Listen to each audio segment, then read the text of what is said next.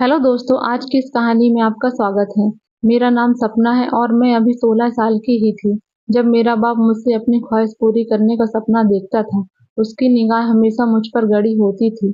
उसे बस इंतजार होता था तो सिर्फ मौका मिलने का। जब मैं माँ से शिकायत करती तो वो कहती थी, बाप गांव के मंदिर में पुजारी है, वह ऐसा गिरा हुआ काम नहीं कर सकता। मगर उसी दिन जब मैं घर पर अकेली थी तब मेरा बाप मुझे अंदर ले गया और फिर से उसने मेरे साथ लगातार 2 घंटे तक। कहा जाता है कि जिंदगी एक जुआ है जो खेलने वाले को भी नहीं पता होता कि किसकी हार होगी और किसकी जीत होगी। और कुछ ऐसा ही मेरे साथ भी हुआ था। दुनिया को लगता था कि मैं खुशकिस्मत हूँ और सभी मेरी खुशकिस्मती से जला करते थे, लेकिन वक्त गुजरता गया और वक्त मुझे मेरी बदकिस्मती दिखाता गया। आज शायद मेरे मुंह पर थप्पड़ लग जाना था, जिसके बाद दुनिया को भी मालूम हो जाता और जो मुझसे जलते हैं शायद उन लोगों को भी जवाब मिल जाता। दरवाजा लगातार बज रहा था और मैं सोचकर परेशान हो रही थी कि माँ घर पर नहीं है तो मैं कैसे दरवाजा खोल लूँ, क्योंकि अगर मैं दरवाजे के पास जाकर पूछती थी तो मुझे दरवाजा खोलना पड़ता, क्योंकि दरवाजे पर तो मेरा बाप ही होता। घर में माँ की गैर मौजूदगी में मैं बाप को घर नहीं बुलाना चाहती थी। शायद मैं इस दुनिया की सबसे बदकिस्मत बेटी थी जो अपने बाप के डर से खौफ में रहती थी, लेकिन जिसके घर में रहती थी उसे घर से बाहर भी तो नहीं कर सकती थी। इसलिए दिल ही दिल में भगवान का नाम लेकर दरवाजा खोला और उम्मीद के मुताबिक दरवाजे पर मेरा बाप ही मौजूद था। उसने मुझसे पूछा कि दरवाजा खोलने में इतनी देर क्यों हुई, लेकिन मैं उसको क्या जवाब देती। मैं दरवाजा बंद करके उसके पीछे पीछे सर झुकाए चली आ रही थी और दिल ही दिल में प्रार्थना कर रही थी कि वो माँ के बारे में ना पूछे, लेकिन सारी प्रार्थनाएं ऐसे ही अचानक स्वीकार तो नहीं होती। तभी मेरे बाप ने पूछा कि तुम्हारी माँ कहाँ है? उससे बोल कि वो मेरे लिए खाना लेकर आए। मैं कोई जवाब दिए बगैर किचन की तरफ चली गई। रोज की तरह अपने बेड पर बैठ गए। फिर मैंने खाना लाकर उनके सामने रखा तो मेरे बाप ने पूछा कि तुम खाना क्यों लाई हो, लेकिन मैं उनके सामने खाना रखते ही अपने कमरे की तरफ भाग गई और दरवाजा बंद कर लिया। मैं बहुत घबराई हुई थी और दिल में प्रार्थना कर रही थी कि वो खाना खाकर जल्दी से चले जाएं या फिर माँ आ जाए, लेकिन ऐसा कुछ भी नहीं हुआ। और कुछ देर के बाद ही मुझे दरवाजे को खटखटाने की आवाज सुनाई दी। जब मैंने पलटकर देखा तो मेरे पांव तले से जमीन निकल गई। उसके बाद मुझे कुछ होश भी नहीं रहा। मेरी माँ ज़्यादा पढ़ी-लिखी नहीं थी, लेकिन उसे धर्म से बहुत दिलचस्पी थी और वो बहुत धार्मिक औरत थी। वह अपने माँ-बाप की इकलौती होने की वजह से बहुत लाडली थी। जहाँ तक मुझे माँ के बारे में मालूम था, वो बहुत लाड-प्यार से पली थी और शादी के बाद जब मैं पैदा हुई तो मेरी पैदाइश के 3 साल बाद ही मेरे बाप की मौत हो गई। बाप का कोई खानदान तो नहीं था, क्योंकि मेरे बाप ने मेरी माँ से अपनी पसंद से शादी की थी, इसलिए मेरे माँ मजबूरन अपने माँ-बाप के पास वापस आ गई। मैं अपनी नानी के घर में ही पली थी, लेकिन जब मैं 5 साल की हुई तो मेरी माँ की एक पुजारी से शादी करवा दी गई, क्योंकि मेरे नाना भी इस दुनिया को छोड़कर जा चुके थे और मेरी नानी बीमार रहने लगी थी। उस पुजारी से शादी करवाने का मकसद रहा था कि वो समझदार और सीधा-साधा इंसान होगा। वो मुझे अपनी बेटी समझकर पालेगा और मेरा ख्याल रखेगा। नानी ने जैसा सोचा था वैसा ही हुआ।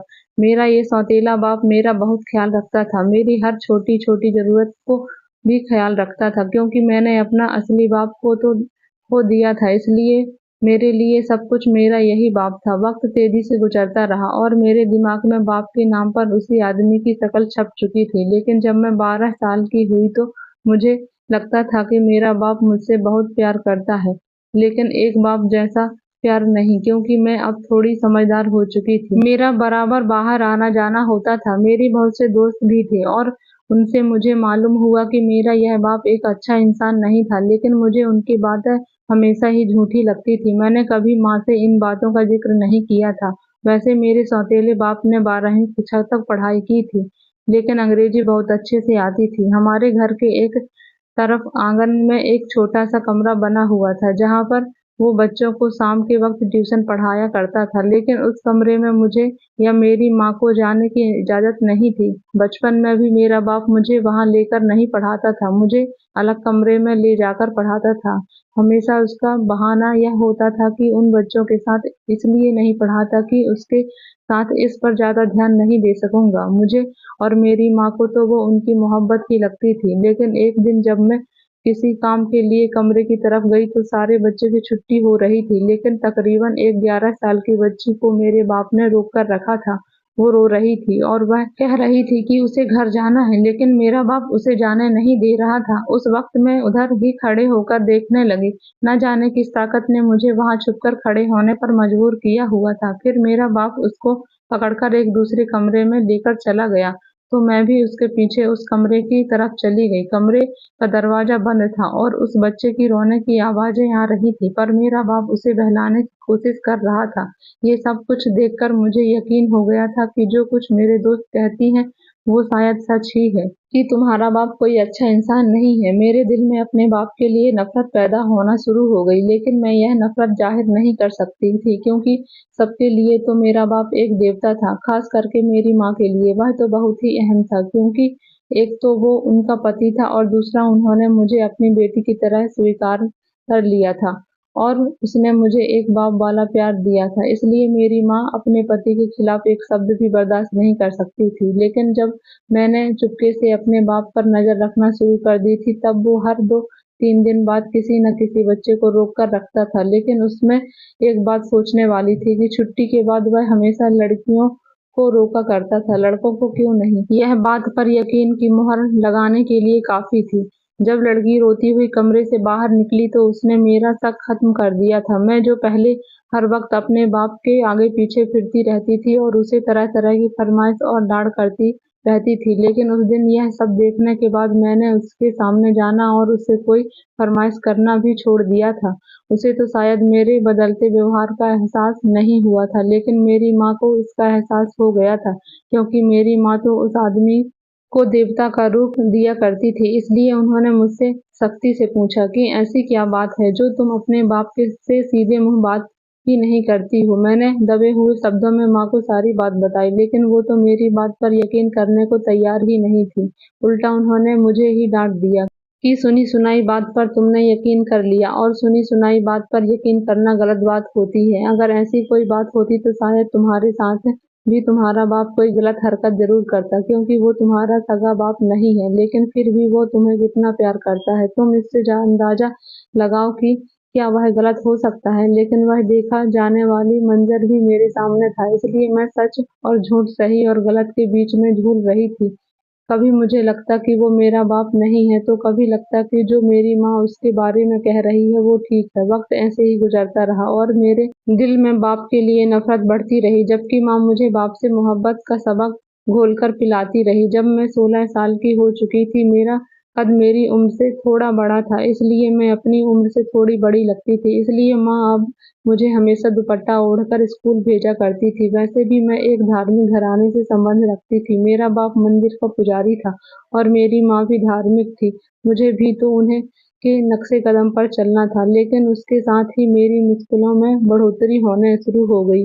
जैसे जैसे मैं जवान हो रही थी, वैसे वैसे मेरे बाप की निगाहें मुझ पर कहर ढाने लगी थी और अब वो मुझे गंदी निगाहों से देखने लगा था, जिससे बचने के लिए मैं घर में भी बड़ा दुपट्टा ओढ़ने लगी थी। फिर उसके सामने जाने से भी परहेज करने लगी थी।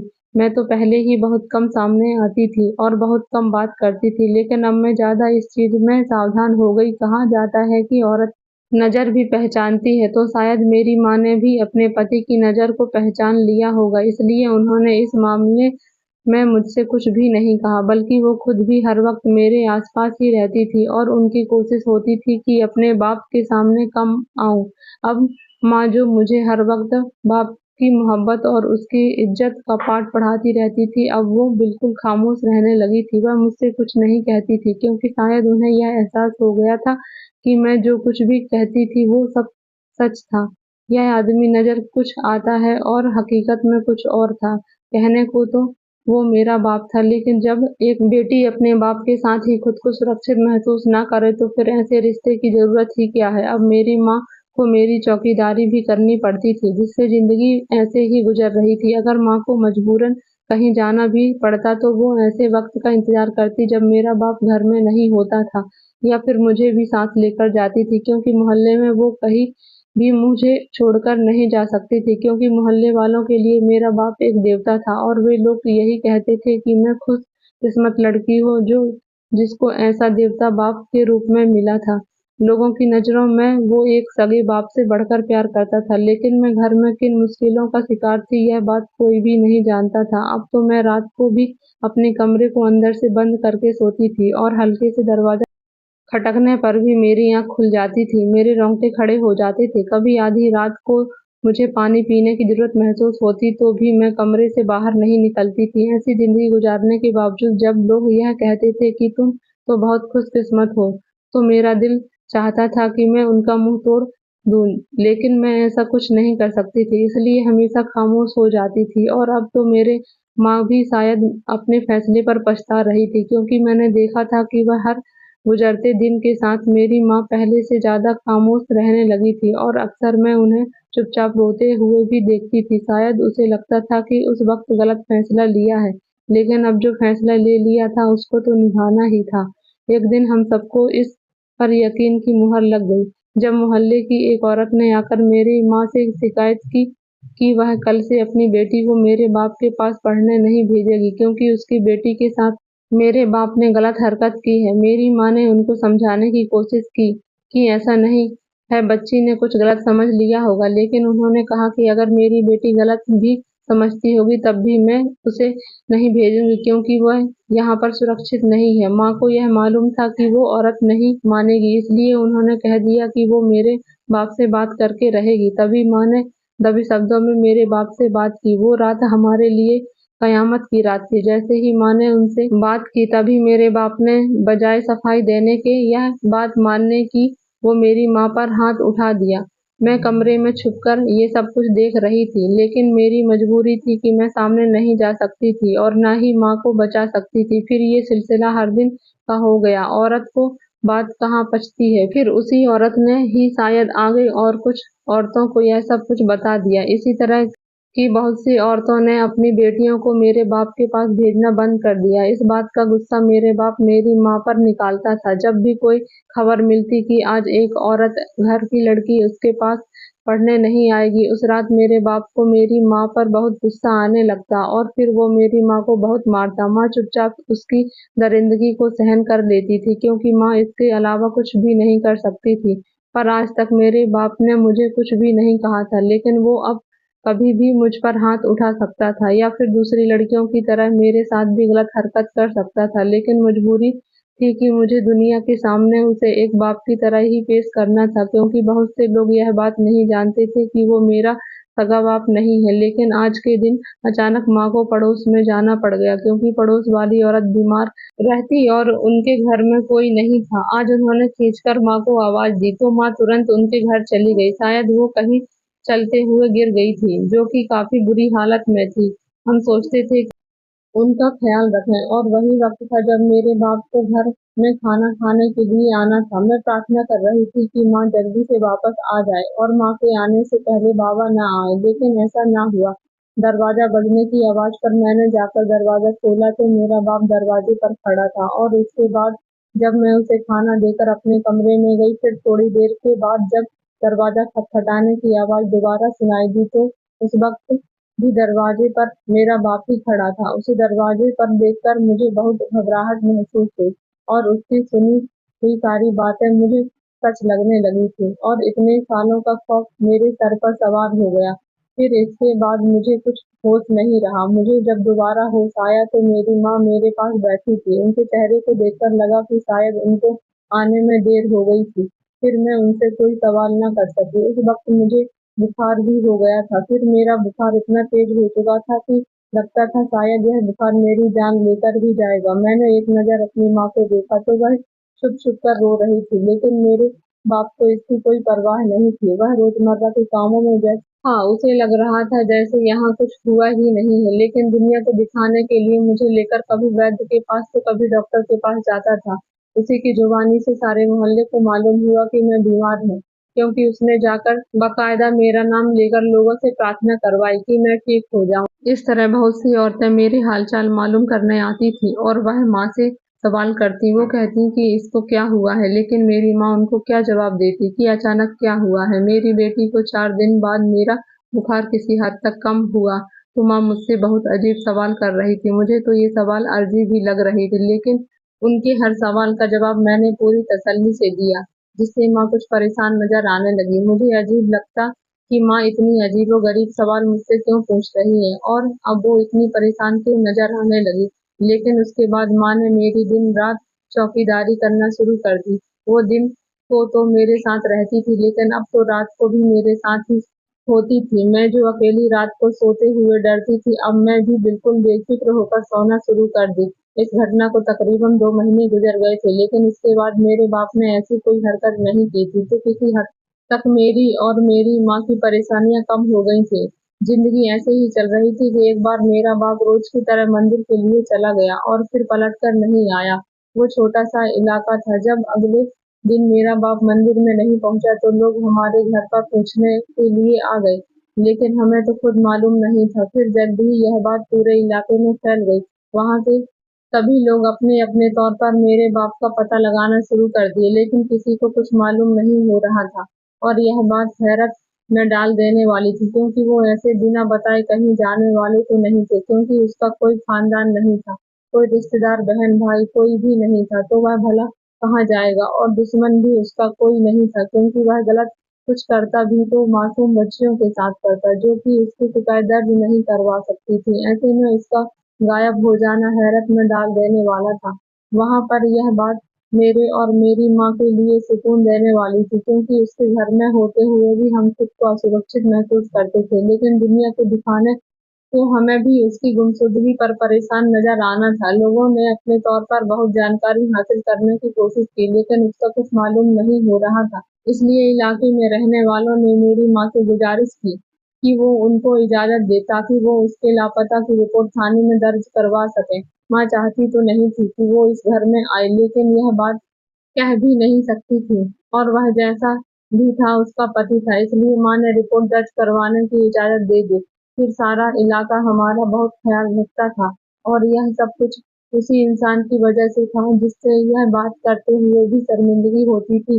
तकरीबन 10 दिन के बाद मालूम हुआ कि मेरे बाप का पता चल गया।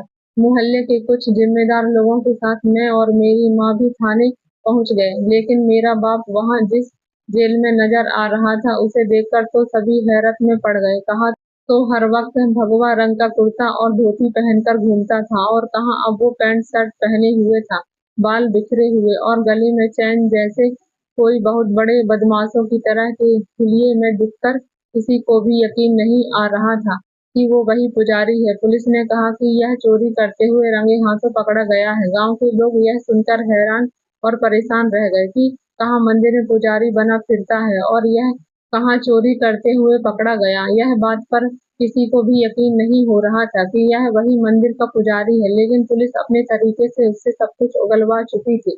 फिर लोगों ने पूछा कि क्या तुम वही पुजारी हो, तो उसने कहा कि हाँ मैं वही हूँ। फिर वो अपनी पूरी कहानी सुनाने लगा, जिसे सुनकर हम सब हैरान रह गए। उसने बताया कि वो कोई हकीकत में पंडित पुजारी नहीं था, बल्कि वो तो एक धंधा करने वाली का बेटा है। उसका बाप कौन है उसे कुछ मालूम नहीं, लेकिन जहाँ यह पैदा हुआ वहाँ पर लड़कियों की इज्जत और कद्र की जाती है, क्योंकि वो पैसे कमाकर देती हैं। वहाँ पर लड़कों का ज्यादा ख्याल नहीं रखा जाता, इसीलिए तकरीबन 8 साल का था तब वहाँ से उसे निकाल दिया गया। यहाँ वहाँ खुद भी घूमता रहा और कूड़ा बीनता रहा। इस तरह वो कई साल तक गुजारा करता रहा।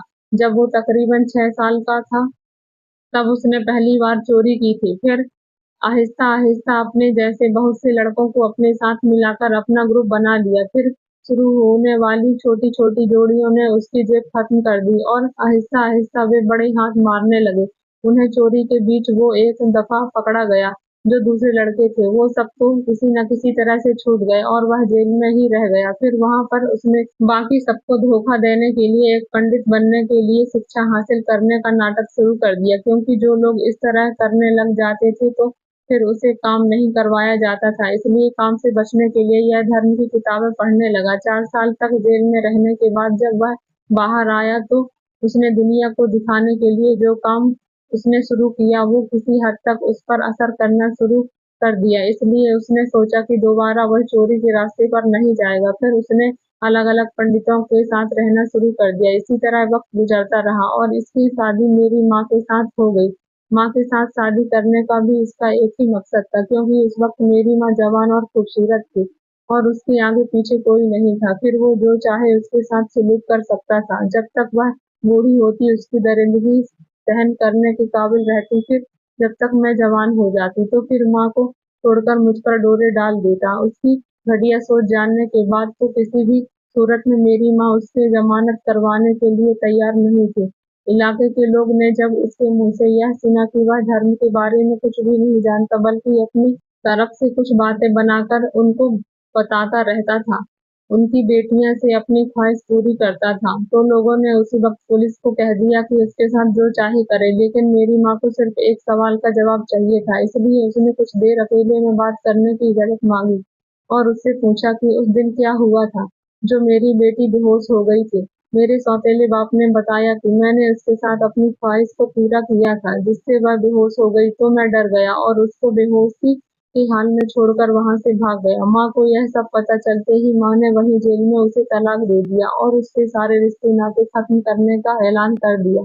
शायद यही एक बेहतरीन फैसला था मुझे और मेरी माँ को बचाने का, क्योंकि जो आदमी धर्म के नाम पर झूठ बोल सकता है तो इतने लोगों की इज्जत और भावनाओं से खेल सकता है, उससे कुछ अच्छी उम्मीद नहीं की जा सकती। न जाने कब क्या कर जाए, इसलिए ऐसे आदमी को एक मौका देना भी गलत होगा। मैंने और मेरी माँ ने बहुत मुश्किल से जिंदगी गुजारी, लेकिन ये जिंदगी इससे कहीं बेहतर थी, जो एक बाप के रूप में मौजूद भेड़िए से डर कर गुजारनी पड़ती थी। कहते हैं कि बुरे कर्म का बुरा ही नतीजा होता है, इसलिए उसे सजा तो मिलनी ही थी। उसने एक बाप बेटी के रिश्ते को कलंकित किया था, जो कि एक पवित्र रिश्ता माना जाता है। चाहे मजबूरियां कितनी भी हों, लेकिन रिश्तों के बीच दरिंदगी नहीं होनी चाहिए। अगर ऐसा होता है तो फिर ऐसे लोगों को इस समाज में रहने का कोई भी अधिकार नहीं होना चाहिए। तो दोस्तों, ये कहानी आप लोगों को कैसी लगी? यदि अच्छी लगी हो तो वीडियो को लाइक और चैनल को सब्सक्राइब जरूर करें। कहानी में यहाँ तक बने रहने के लिए आपका बहुत बहुत धन्यवाद। मिलते हैं ऐसी एक नई कहानी में।